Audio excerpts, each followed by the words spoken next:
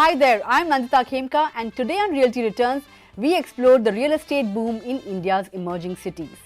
Developers are acquiring land, investors are eyeing opportunities and home buyers are looking beyond metro markets. But are these cities truly ready for the next big leap? Let's take a closer look at the evolving real estate market in India's emerging cities.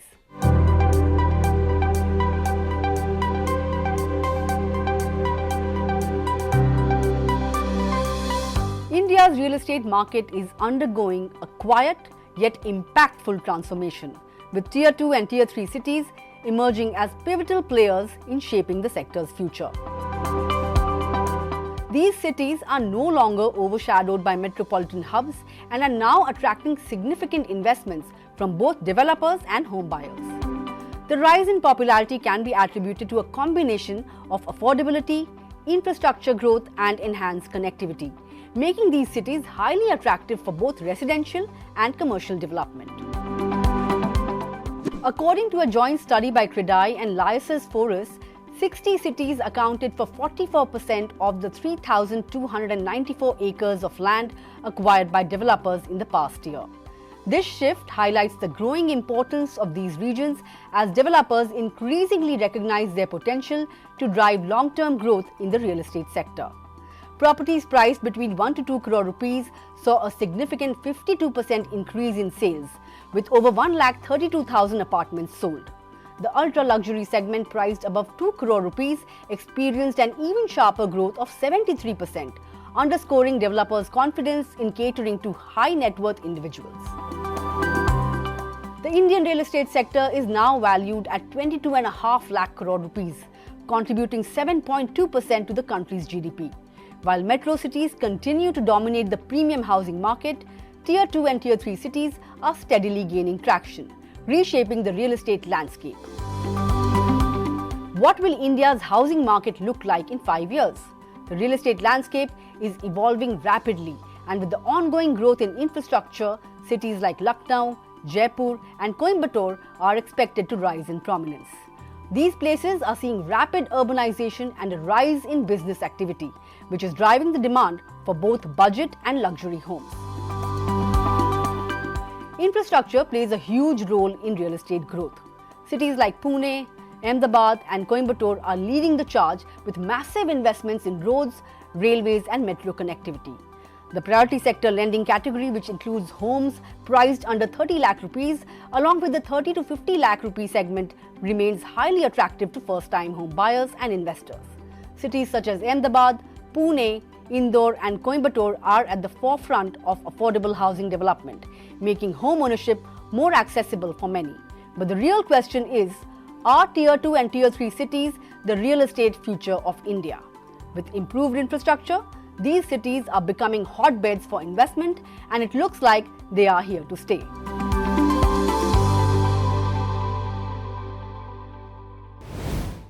So what's driving the demand for homes in Tier 2 and Tier 3 cities and where do the best opportunities lie? Let's dive into the trends shaping the future of non-metro cities. Joining me on the show are G Ram Reddy, Secretary at CREDAI, and Anshul Jain, Chief Executive India, Southeast Asia and APAC Tenant Representation at Cushman and Wakefield. Gentlemen, great to have you on the show on Realty Returns this morning. Mr. Reddy, let me start with you. The appeal of India's Tier 2 and Tier 3 cities, is significantly influencing the real estate sector, right? What, according to you, are the factors that are driving demand in emerging cities? Are they employment hubs, infrastructure, or lifestyle preferences? What are the key factors that have led to the boom in real estate in Tier 2 and Tier 3 cities? Yeah, mainly in the Tier 1 cities, the crowd, now it has become too much of dense. The cost of living has become very high. Then, you know how the pollution is becoming. So life is becoming little tougher in major cities. So people are preferring to go for Tier 2 and Tier 3 cities. Especially when you look at the Tier 2 cities also, they are also emerging as a big cities now and bigger facilities and better facilities. They are going to have the same facilities what you are going to have in the big cities also. The Tier 2, Tier 3 is also adopting. So, living style is becoming great. So you name any of the cities, great cities, Ahmedabad, Pune, as you are showing, Coimbatore. I've been visiting all these cities, excellent facilities. So mainly, I mean, livable conditions are better, I can say, because I mean, transportation also in the big cities. I mean, reaching a place to place is becoming a. I mean, because of the traffic and all, lot of time. Look at the Bangalore, how it is becoming. I mean, even Delhi also sometimes. So even Mumbai. So I mean, these cities are becoming little. Not only in the. I mean, even cost also is becoming very high. So the tier two, tier three now connectivity also becoming very good because of air connectivity is expanding like anything. Then even Vande Bharat also is there. I mean, internally also cities are focusing on their, cities through underpasses, flyovers and all those things. So those are becoming a better living places. And I mean, even government also is focusing on tier two, tier cities also. And focusing, I mean, their IT also is going to tier two, tier three cities. There are also major impact why people are to tier two and tier three cities. Sure, got your point. So, better infrastructure, cost of living, these are some of the factors that are leading to a boom in demand when it comes to real estate in tier two and tier three cities. Anshul, bringing you in the discussion as well, which ones of the tier two or tier three cities has the highest potential for growth in the coming years, and what role do government initiatives and incentives play in boosting commercial real estate? Also, if you look at these emerging cities. Of course, it is significant, when it comes from the government side, both on the infra and GCC policy front as well. Your thoughts on how it really aids demand? Yeah, we about 18 months ago we did a report on tier two cities, and we came up with I mean obviously there's tons more, and I don't want to do disservice to any tier two cities, with every city that's emerging and growing at a very fast pace, and it's just been amazing across the country. But in our study, what we found was Kochi, Kochi, Trichy, Surat, Coimbatore, Indore, Jaipur, Bhubaneswar, Nagpur, cities like this gained more prominence in the overall development potential, overall attractiveness. The government obviously has a lot to play in this. Obviously, the infrastructure development that Mr. Reddy already pointed out, it's about connectivity, so airport connectivity, road connectivity, improvement of rail network, people can get there, the overall amenitization of cities. Also, it's important to see as the consumption in these cities, as India's domestic growth consumption rises, the consumption in these cities is driving growth towards retail, towards residential. As people are spending more, the development is gaining traction. Now, you asked me a question around, offices. We've got about 45 million square foot of office stock in the kind of top 10 cities. And the cities which kind of lead this again is Kochi, Trivandrum, Surat, Coimbatore, and Indore at the moment. But in future, cities like Jaipur, etc., is gaining a lot of traction. The favorable GCC policies, Karnataka, Andhra, Gujarat, Madhya Pradesh have come up with tax incentives to set up GCCs in tier 1, and even more aggressive tax incentives to set up in tier 2.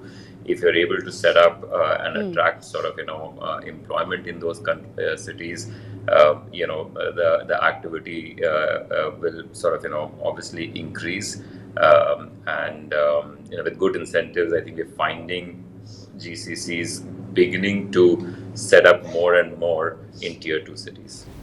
Right, you mentioned all these cities. Where do they stand in terms of value appreciation, Anshul?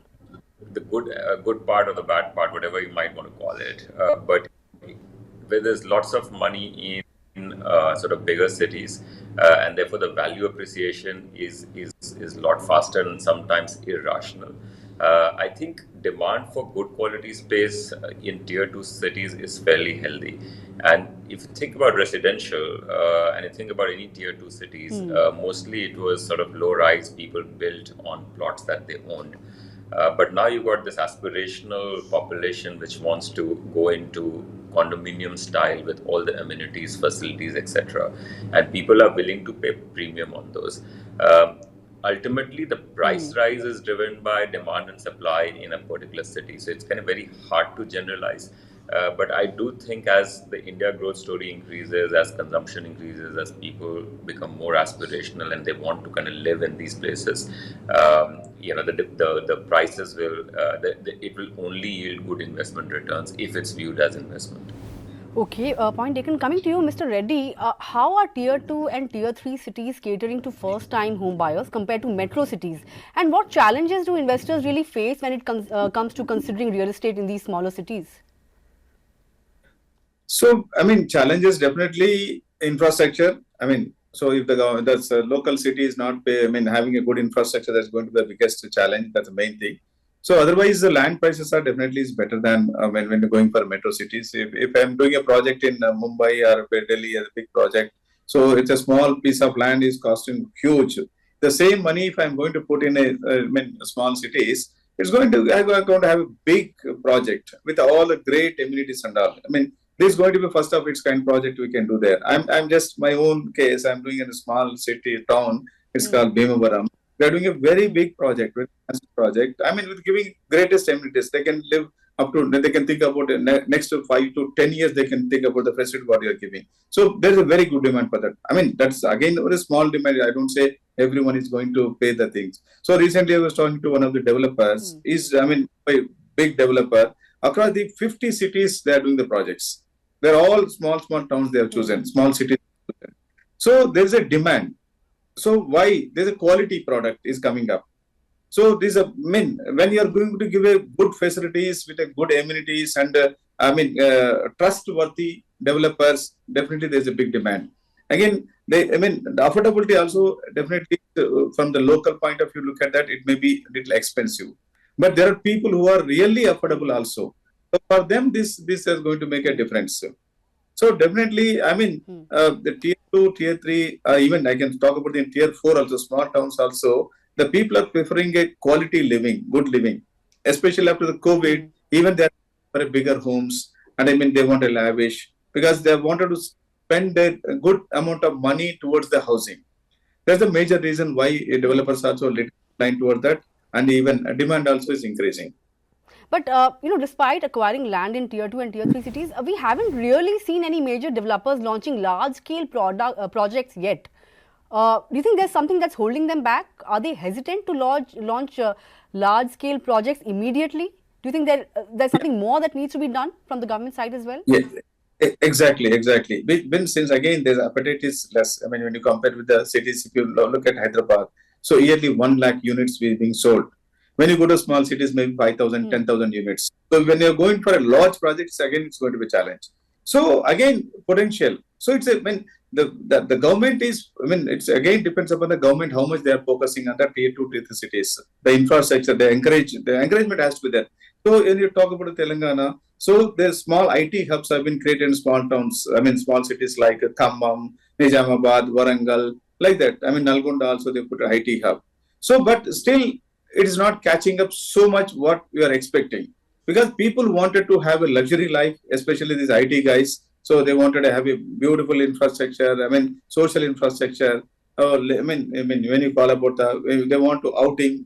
Nightlife. All those things matters. But anyway, it's going to catch up because of the cities. Major cities are becoming very, very expensive. So slowly, turning towards the smaller cities. Sure. Anshul, I want to ask you, are luxury rental properties gaining popularity in non-metro cities? Properties priced between 1 to 2 crores saw 52% increase in sales, according to a report, with over 1,32,000 apartments sold. And the ultra-luxury segment, or the 2 crore plus, also saw a sharper growth of over 70%. Do you think this trend is here to stay, Anshul? Yeah, I think the luxury trend is definitely here to stay. The whole sort of premiumization of market across asset classes is very clear. And particularly after COVID, people are willing to spend on themselves and wanting better facilities, as I pointed out, right? So you want to be in a condominium unit, you want to have your swimming pool, your clubhouse, your sports facilities, creche, stuff for kids to do, studios, yoga. So I think all of that is a demand which will stay, whether it's in larger cities or in smaller cities at kind of a different scale. Having said that, don't forget that India is, obviously the It's massive middle class. There will always be aspiration, and there will be there's massive undersupply of affordable homes. So while there will be a certain set of population always going after luxury, there is a big space for affordable, which will continue to stay. So I think the opportunity is both in the affordable segment as well as in luxury segment. And what about commercial? Which tier 2 and tier 3 cities have the highest potential for commercial real estate growth in the next 5 years, according to you? Yeah, a couple of southern cities are doing quite well. You talk about Kochi, talk about Coimbatore has pretty good traction. I think we are beginning to hear a lot more about Jaipur, although it's a small commercial office market at this stage. But we're beginning to see a lot more attraction towards Jaipur. We've seen action in Bhubaneswar, we've seen action in Indore, we've seen action in Surat. So, there's I would say 5 or 6 of these cities. I know we mentioned Pune before, and to be honest, for us, Pune is a tier 1 commercial market city. So I'm not mentioning that, but it does not mean I think Pune has done fantastically well and has really blossomed into a large office market, much like a Chennai or a Hyderabad. Mr. Reddy, what about Nagpur? It has emerged as the top performing tier 2 city in India. What do you think sets this city apart from the rest? Yeah, Nagpur is a really wonderful city actually. So first of its kind, 4-layer transportation. So I don't think any city has that 4-layer transportation. It's an orange city. So it's a hub of oranges, the related industries and all those things. And the IT sector also is really booming. After Pune, I think IT sector is, now it's in Nagpur. So, it's a smart city. Then the transportation, rail, every connection is there, that city. So centrally located, apart from all this, is centrally located in Maharashtra. So also winter capital. So there are so many advantages. Apart from that, I think special focus on that city by the ministers. So all those things matters a lot for the Nagpur city. So really, it's doing extremely well. As when we talk about the CREDAI, also we did a summit there, New India Summit. So it was, when we saw that, it's a very good growth. So really, it's doing very well, I can say. All right. Last question really, it's kind of a vote. If I ask you guys, for our viewers' sake, if you have to choose a couple of cities from the tier 2, tier 3 basket to look at in terms of investment, which one would you vote for? Mr. Reddy, to you first. You of course mentioned Nagpur right now. We discussed a whole host of cities. But if I were to ask you to pinpoint a couple of them, which one would you choose? I don't want to go to one. I want to say 2, 3 because I think Visakhapatnam definitely is going to play a role. So I think it's a place of the changes of the government also. Then again, Indore. Recently I visited Indore. It's a fantastic city actually, I can say. So because there is all cleanest city in India. 7th and 8th consecutive times a cleanest city. And the TCS, Infosys, all big giants of the, IT companies also are established and establishing this thing also. So when we visit that city, we feel really very good about it. So a lot of good development is happening in the land layouts development or even apartment developments. Really, it's making a very good this thing. Yeah. Sure. Anshul, you are quite gung-ho on southern cities. Which one would you pick? Yeah.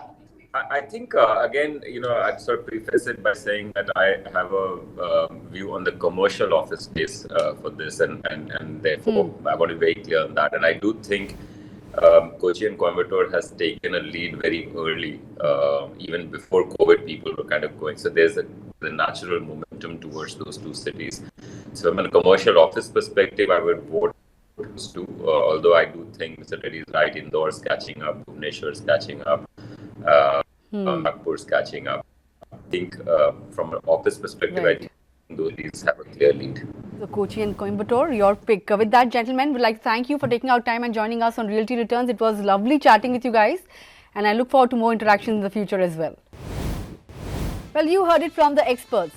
Cost advantages, enhanced connectivity, and infrastructure development are driving the commercial real estate boom in tier 2 and tier 3 cities.